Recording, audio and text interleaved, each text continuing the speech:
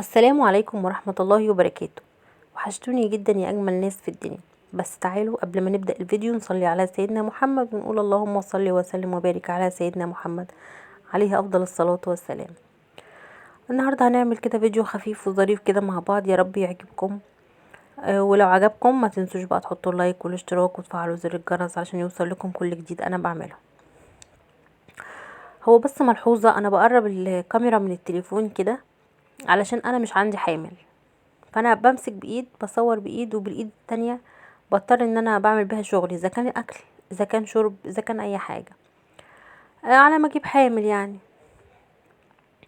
المهم صحيت من النوم كده قلت ايه، انا هعمل حاجة غريبة النهاردة. هي مش غريبة على ناس كتير بس غريبة بالنسبة لي. قمت حطيت كوباية الشاي كده وصبيتها وجبت قطعة فطيرة من الفريزر سخنتها وفطرت بيها. الحاجة الغريبة اللي بقولكوا عليها دي ان انا ما بنزلش اجيب اي طلباتي خالص. اللي بيجيب لي الحاجة وكده هو زوجي، هو اللي بيجيب لي كل حاجة. فقررت النهاردة ان انا انزل اجيب كل حاجة، يعني انزل اجيب الحاجة اللي انا عايزاها، وبرضو يبقى تغيير يعني. فنزلت رحت الحلقة، في مكان عندنا اسمه الحلقة بيبيعوا فيه اسماك وخضروات وحاجات من كده وفاكهة وكل حاجة، كل حاجة بتلاقيها هناك. هبقى اصور لكم فيها بعد كده.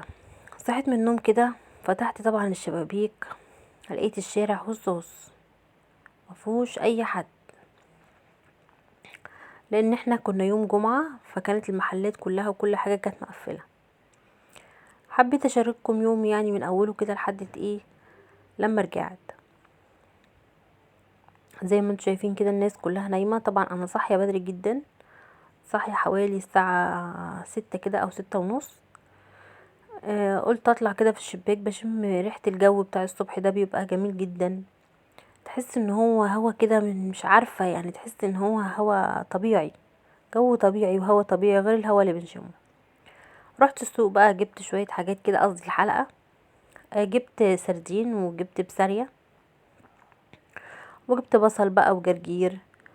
ومش كان عندي بصل، كان البصل اللي عندي كنت مخزناه كان خلص. جبت بصل كده بس مش كتير برضو لان مش عجبني. جبت شوية يعني كده. وجبت فلفل، جبت فلفل وجبت شطة كده،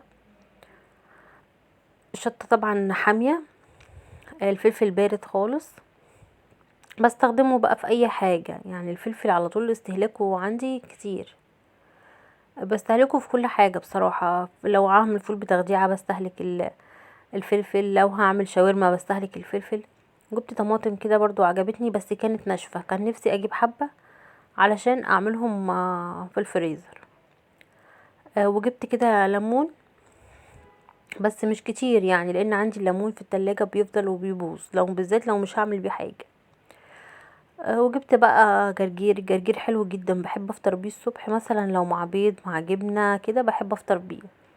وجبت كزبرة وبقدونس وجبت بصل اخضر. وجبت بسارية، البسارية طبعا هجمة الايام دي، هجمة حلوة كده. فجبت بسارية، جبت بسارية بتاع كيلو ونص كده، بس عشان مش هعملهم بطريقة واحدة يعني، لان زي ما انتوا عارفين انا وزوجي بس اللي موجودين في البيت، فبعمل الاكل على قد ما هناكله، بس لان الاكل لو قعد مش بناكله، او مش بناكله طعمه بيتغير. فانا بحب اعمل الحاجه صبحه كده. وده سردين، انا كنت عايزه تونه بس الراجل باعهولي على اساس ان هو تونه، بس اكتشفت ان هو سردين.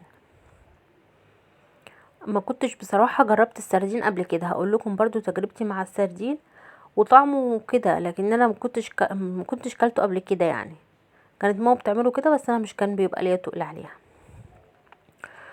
خلاص. ومش كان عندي بقى ملح، جبت كيسين ملح وجبت طحينة احتياطي، مش بنعمل بيها حاجة بس ساعات ما مثلا بحب اعمل طحينة، احط على الفول طحينة، احط على العسل طحينة كده يعني. وجبت كمون بس جبته مطحون لان انا ما عنديش مطحنة، عندي خلاط بس مش عندي مطحنة. وجبت فلفل اسود وجبت بالباقي مرقة كده. لو وصلتي معايا للجزئية دي انزلي ادعيلي في الكومنتات وحطي اللايك، شايفاك يا اللي ما حطيتيش اللايك. وزي ما احنا متفقين، اللايك بيبيض الوش والاشتراك بينضف القلب والكومنت بيفرحني. وبكده اكون خلصت المشتريات بتاعتي النهارده، لان انا بصراحه كان في حاجات كتيره قوي جميله بس ما قدرتش اشيل، يعني مش قدرت اشيل. جبت الحاجات اللي هي ايه لازمني يعني ايه لازماني. لكن بقى لما اروح السوق او الحلقه في مره اجيب كميات حاجات هصورها لكم طبعا كلها. ده السردين اللي انا الراجل بحولي على اساس ان هو تونه، بس هو سردين. جبته كده، نضفته، شلت الراس بتاعته والبطن ونقعته في ليمون وميه. الناس بتقول مش بيتنقع علشان خاطر هو اصلا طري. انا ما بحبش يا جماعه اكل الحاجه كده بصراحه، لازم الحاجه انقعها حتى لو هتتهري مش اشكال، بس اهم حاجه اكل الحاجه نظيفه. جبت البسارية كده بقى، شلت راسها وبطنها وكل حاجه فيها وشطفتها، وقمت عصر عليها ليمون بحبه ميه صغيرين جدا علشان تنضف. وبعد كده طبعا بعد ما نقعتها سبتها بقى تحت الحوض، سبتها بقى على الميه لحد ما نزلت كل الميه اللي لونها غريب فيها. بس كده قمت بقى عايزه اعمل صينيه، رحت جايبه صينيه ودهناها ورحت نازله بشويه، نزلت بشويه بسارية بس مش كتير، يعني نصهم، نزلت بنص البسارية. كنت عملت خلطه بقى اللي هي دقه السمك دي، ورحت دهنه بيها البسارية كلها. رحت حاطه على البسارية كلها كده، خلطها ببعضها وسبتها شويه بملح وكمون وليمون وكده. خلاص يعني تبلت البسارية. وبعد ما تبلت البسارية رحت بقى مقطعه بصلايه وطماطمايه وفلفلايه وفصين توم وشرايح طماطم وشرايح ليمون. قمت نازله بالبصل، شويه بصل وشويه طماطم، وحطيت الثوم، ورحت مقلبه البسارية تاني في بعضها. وبعد كده رحت رصه من فوق بقى البطاطس، رصيت من فوق البصل، مش عارفه انا مالي، رصيت من فوق البصل وبعد كده الفلفل، وبعد كده رحت حاطه شرايح الطماطم وبعديها على طول شرايح الليمون، وطبعا رشه ملح ورشه كمون. ورحت رايحه بقى على النار كده، انا بقلبها اهو زي ما قلت لكم. حطيت نص البصل ونص الطماطم والفلفل، ورحت مقلباهم في بعض، وفصين التوم. طبعا انا حاطه عليها توم اصلا من زي دقه السمك كده، توم وكمون وفلفل وكزبره وكده يعني، وملح. ورحت مقلباها كلها كده في بعضها، وقمت رصاها تاني كده، سويتها بايديا. قمت حاطه بقى فوق الوش، لو حابه تحطيها في الفرن حطيها، لو حابه تحطيها فوق البوتاجاز حطيها، واول ما تاخدي كده غلوه وطي عليها وغطي. عايزه تديها وش بعد كده في الفرن اديها عادي مفيش مشكله. بس كده بقوم بقى حاطه شرايح البصل كده عليها، واروح بقى رصه كمان شرايح الطماطم، ووراها على طول الليمون. طبعا بعد ما بتاخد الغلوه وبتخش في السوا بقوم نازله عليها بمعلقه خل. بس كده. عندك فحمايه بقى ممكن تحطيها تفحري حته كده في النص كده، وتروحي تشربها بالفحمايه، بتبقى ريحتها روعه. مش عندك خلاص هي كده تتاكل، تتاكل كده وتاكلي صوابعك وراها. ونوع سمك جديد وفي نفس الوقت طريقه حلوه ومش مقليه ولا كده. بس برضو انا عملت لكم الطريقه المقليه، عملت لكم البسارية المقليه مع التونه او السردين اللي ضحك عليا فيهم ده. انا ما بعرفهمش من بعض بصراحه، بس هم كل عمال يقول لي ده سردين.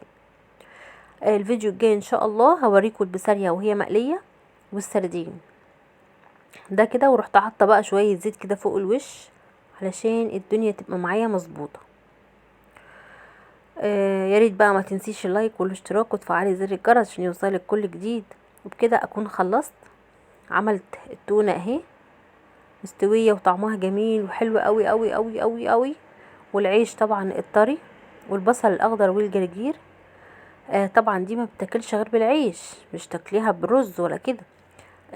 استنوني بقى الفيديو الجاي ان شاء الله، هعمل لكم البسارية المقلية اللي هم 5 مع بعض، وهعمل لكم السردين المقلي والرز بقى والطماطم المخللة والحاجات الحلوة كلها في الفيديو الجاي ان شاء الله. مش رضيت اطول لكم الفيديو ده.